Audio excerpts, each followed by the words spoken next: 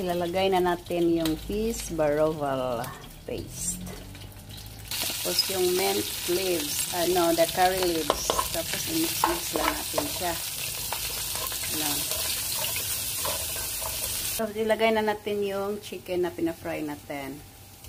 Yan. So, mix lang natin. Yan. Hanggang sa ma-mix lahat yan.